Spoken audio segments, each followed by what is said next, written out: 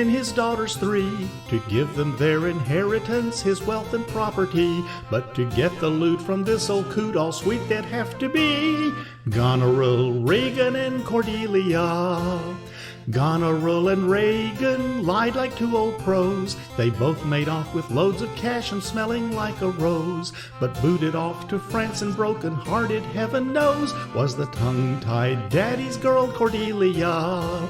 Meanwhile, the Earl of Gloucester's got some trouble of his own, because young Edmund, that's his bastard son, is tired of playing second fiddle to his older brother Edgar. So he fakes an injury and blames it on his brother, who must now lay low to keep his freedom.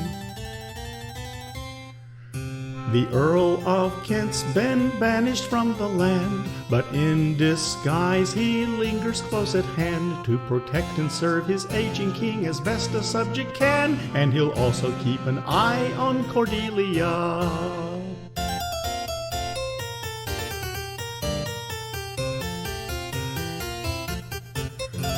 Now Goneril and Regan their true colors start to show, as they pass their father twixt them to and fro, and decide his 100 personal knights will simply have to go as quickly as he booted out Cordelia. The crafty Edmund stirs the pot some more, hoping everybody's greed will likely lead to civil war. Or if not, the King of France's army's waiting at the door, ready to fight for Cordelia. So while Edgar chants fee-fi-fo from King Lear is whisked away to Dover, Edmund puts the blame on Gloucester, who gets kicked and yells at Regan. True to form, she stabs her servant in the back for mortally wounding Cornwell, her devoted husband, as he pokes poor Gloucester's eyes out. Regan takes her widowhood in stride and plots to get young Edmund on her side.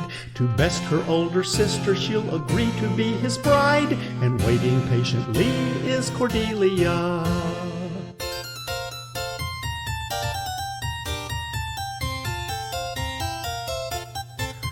With self-centered kids in charge of the great affairs of state, Edgar in disguise saves his father from a fateful fall, while Kent, also disguised, looks out for old King Lear, who's been driven mad by grief for Cordelia.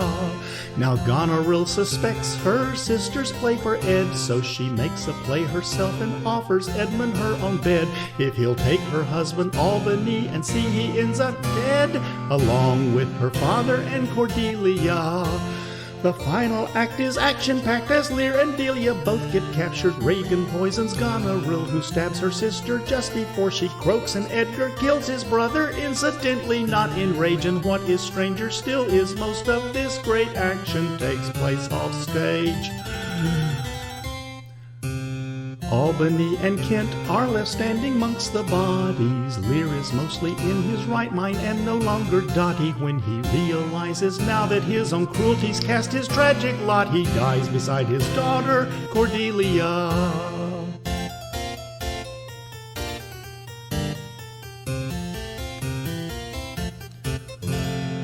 Fathers, be good to your daughters.